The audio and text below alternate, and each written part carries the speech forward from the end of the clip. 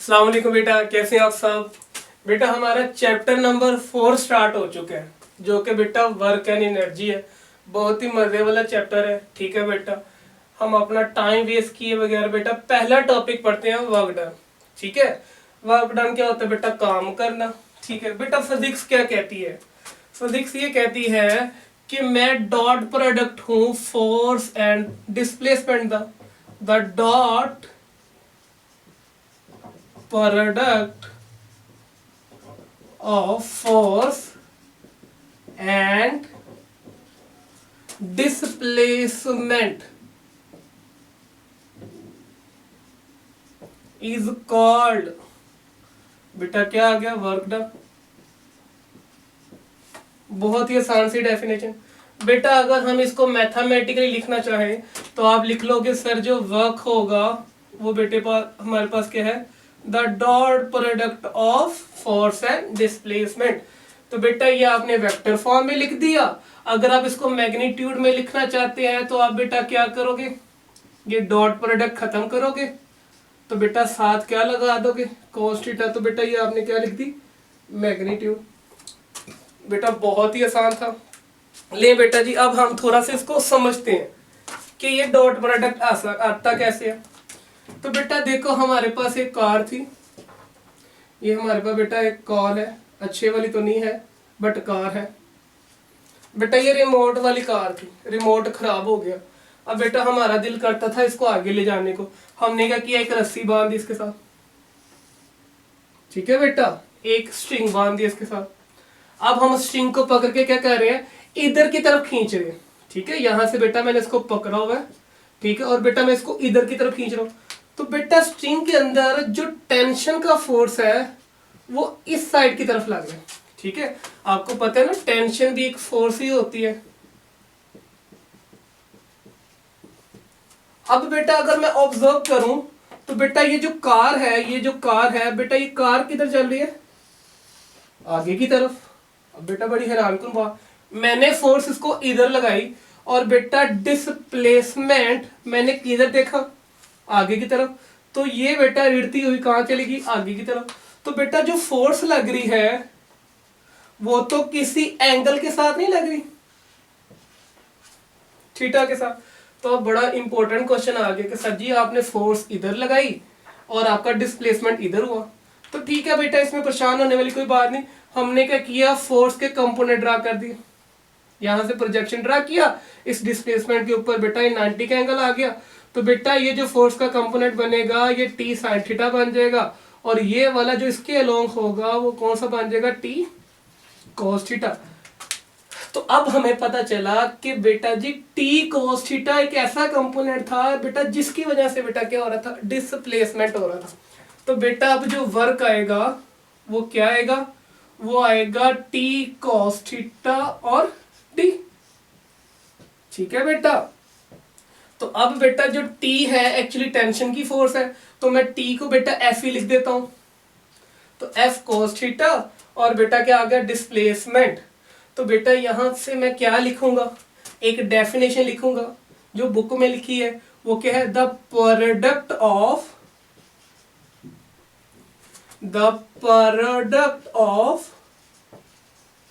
ठीक है, the product of बेटा किसका? Magnitude of displacement, magnitude of displacement and component of force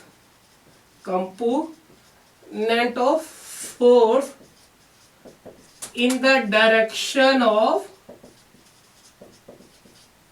बेटा किसकी डायरेक्शन में लिया है? In the direction of displacement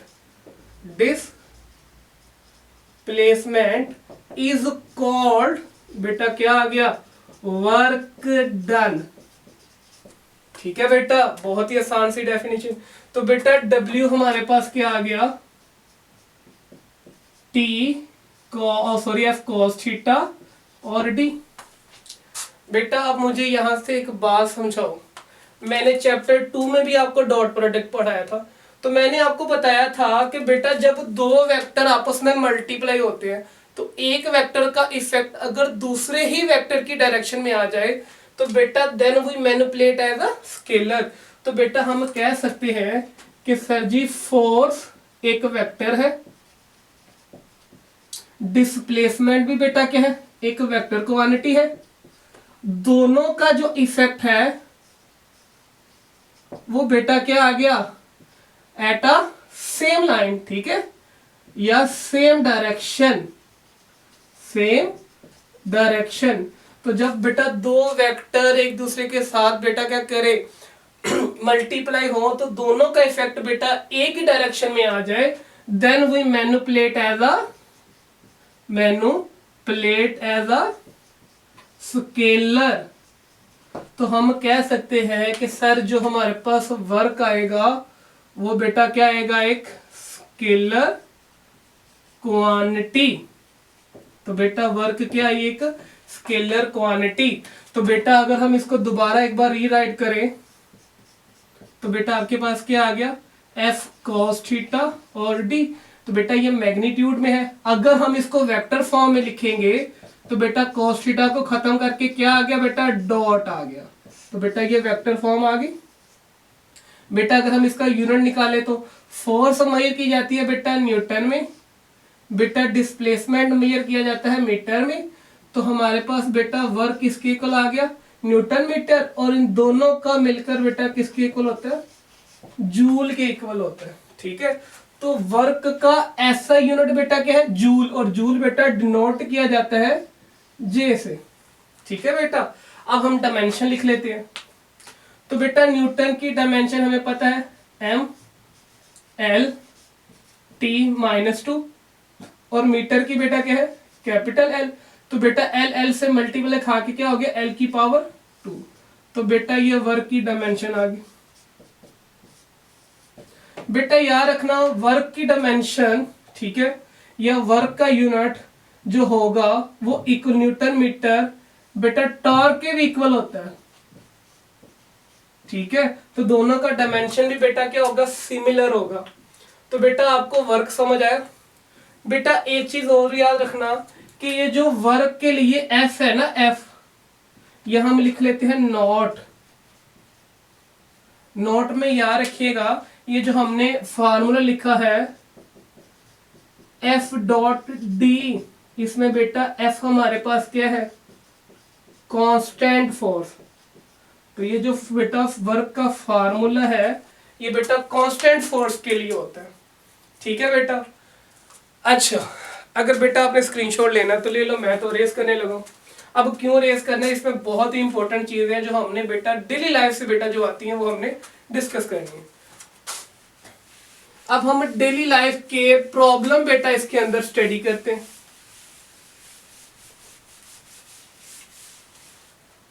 तो हम बेटा अब करने लगे हैं डेली लाइफ के एग्जाम्पल। Daily life example.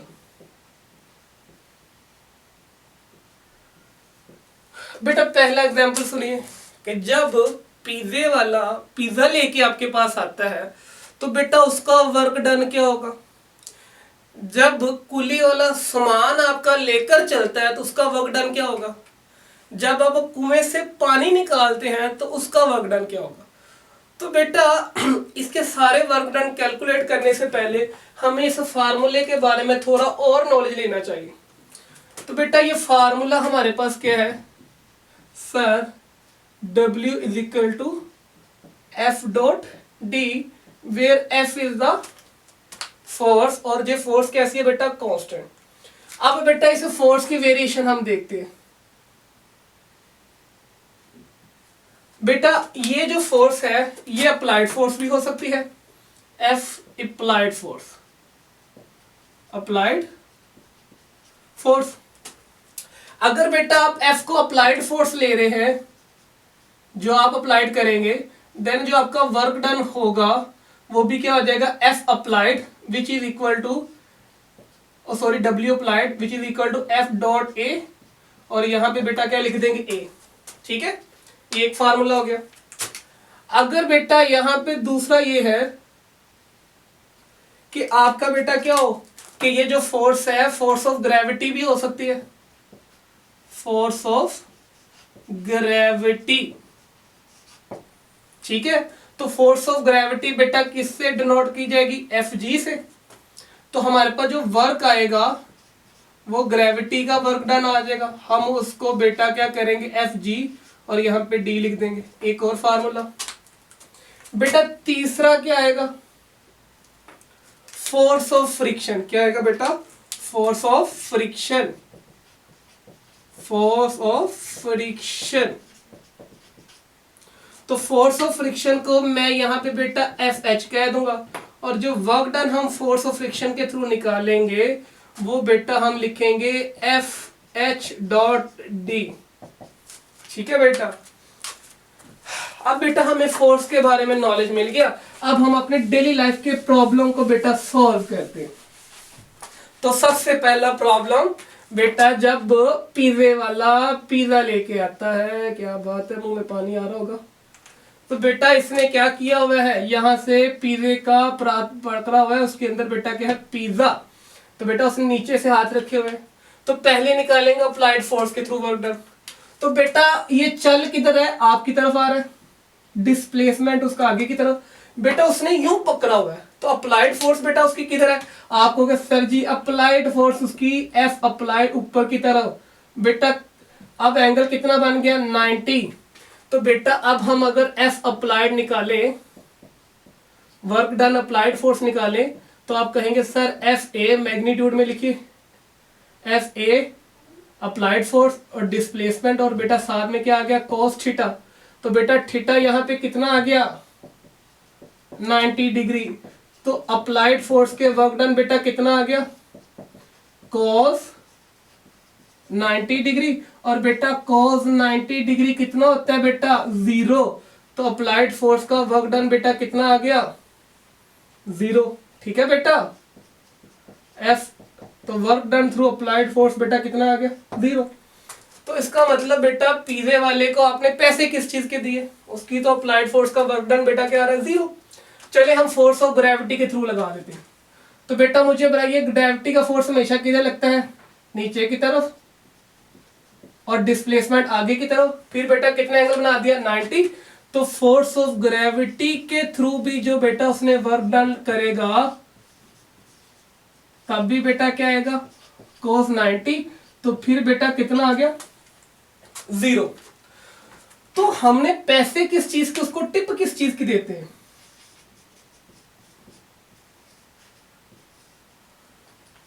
तो बेटा अप्लाइड फोर्स ऊपर की तरफ, ग्रेविटी का फोर्स नीचे की तरफ, डिस्प्लेसमेंट आगे की तरफ, दोनों साइड पे बेटा उसने कितना कर दिया, वर्क 0। लेकिन बेटा याद रखना फ्रिक्शन का फोर्स उसका लग रहा होगा बेटा, जो पीछे की तरफ लग रहा होगा। तो बेटा इंपॉर्टेंट नोट क्या है कि जो फ्रिक्शन का फोर्स होता है वो आपकी अप्लाइड फोर्स के ऑपोजिट नहीं होता बेटा। फ्रिक्शन का फोर्स अप्लाइड फोर्स के ऑपोजिट नहीं होता। जो फ्रिक्शन का फोर्स होता है वो always opposite to intention of motion, वो मोशन की इंटेंशन के ऑपोजिट होता है। तो बेटा यहाँ पे मोशन किस डायरेक्शन की तरफ हो रही है, मैं दोबारा बनाता हूँ। तो आप कहोगे सर आगे की तरफ, फ्रिक्शन का फोर्स बेटा पीछे की तरफ। तो बेटा कितना ओवरऑल एंगल बन गया, आप कहोगे सर 180। तो फ्रिक्शन के थ्रू वर्क डन निकालो तो कितना आएगा, वर्क डन थ्रू फ्रिक्शन, तो बेटा force of friction D cos 180। तो बेटा कितना आ गया, -FD। तो बेटा cos 180 कितना होता है, जेड से बता दो, -1। तो ठीक है, तो बेटा ये क्या आ गया, FHD। तो बेटा वो फ्रिक्शन के गेस जब हम काम करते हैं हम उसके बेटा उसको पैसे देते हैं। अच्छा बेटा एक और एग्जांपल देखते हैं। जब हम कुएं से बेटा पानी निकालते हैं तब हमारा वर्क डन कितना होता है, ये बेटा वो लगी हुई है और ये रस्सी है, यहां से घूम के यहां से नीचे, ये बाल्टी है, ठीक है, इसके अंदर बेटा पानी है। तो यहाँ पे हम खड़े हुए हैं और इसको निकाल रहे हैं। तो सबसे पहले हम वर्क डन निकालेंगे अप्लाइड फोर्स। तो आपके पास क्या आ गया, FAD cos थीटा। तो बेटा मुझे बताइए यहाँ पे बेटा कौन सी फोर्स आएगी, टेंशन। तो बेटा टेंशन किधर, ऊपर की तरफ, आप उसको यूं खींच रहे हो, बेटा बाल्टी किधर की तरफ आ रही है, ऊपर की तरफ डिस्प्लेसमेंट कर रही है। तो जब दोनों ही एक ही डायरेक्शन में हो गए तो बेटा थीटा कितना आएगा, आप जेड से कहोगे 0 डिग्री। तो अप्लाइड फोर्स के थ्रू वर्क डन क्या हो गया बेटा, FAD cos 0 डिग्री। तो अप्लाइड फोर्स का कितना आ गया बेटा, FAD। तो इस कंडीशन में हम कहते हैं maximum work done, maximum work done. बेटा ग्रेविटी के थ्रू वर्क डन निकालो। तो बेटा ग्रेविटी का फोर्स हमेशा किधर लगता रहेगा, नीचे। बेटा कितना एंगल बन गया, बाल्टी ऊपर जा रही है, ग्रेविटी का फोर्स नीचे, तो 180। तो बेटा 180 में कितना वर्क डन बनता है, आप झट से बता दो। F gravity D cos 180। तो FG बेटा कितना आ गया, माइनस FGD। तो यहाँ FG की जगह बेटा क्या आ जाएगा, mg, और D की जगह बेटा हाइट आ जाएगी। अगर हमें वैल्यू पता होगी तो हम बेटा इसका वर्क डन निकाल सकते हैं।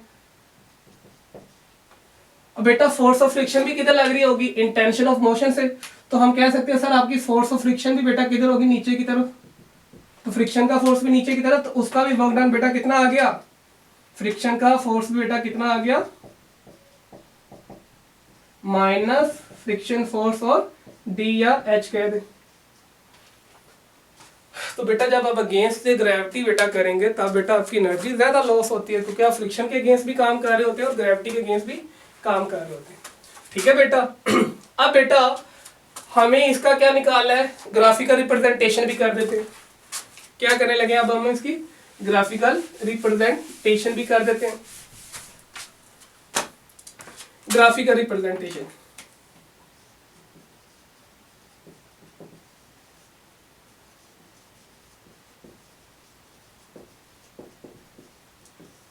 तो आप मुझे बताइए बेटा फोर्स क्या रहेगी, कांस्टेंट।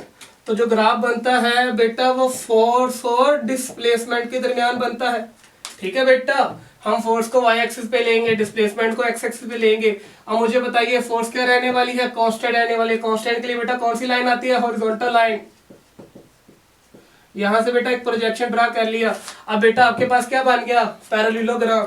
तो आप क्या कहेंगे, सर एरिया अंडर बेटा किसके दरमियान है, फोर्स और बेटा क्या है, डिस्प्लेसमेंट ऑलवेज बेटा क्या देगी, गिव्स वर्क डन। निकालना चाहते हो तो निकाल लो। बेटा एरिया अंडर ग्राफ आप कैसे निकालोगे, आपके पास यहाँ एरिया अंडर ग्राफ बेटा एरिया ऑफ द पैरेललोग्राम आ जाएगा, और वो क्या आ जाएगी, लेंथ मल्टीप्लाई बाय विड्थ। तो लेंथ बेटा F क्रॉस D, तो F क्रॉस D बेटा आपके पास क्या आएगी, वर्क। ठीक है, तो बेटा याद रखिएगा ये जो वर्क का पहला फार्मूला है ये कांस्टेंट फोर्स वाला है। ठीक है, पूरे के पूरे रीजन में हमारी फोर्स क्या रहने वाली है, कांस्टेंट। तो बेटा आई होप कि आपको वर्क के अंदर जितनी भी वेरिएशन हैं आपको समझ आ गई होगी। अगर बेटा फिर भी कोई क्वेश्चन है तो आप मुझे कमेंट में करें, इसके जितने भी प्रॉब्लम है मुझे सेंड करें, हम इसको डील करेंगे आराम से। ठीक है, ओके बेटा, अस्सलाम वालेकुम।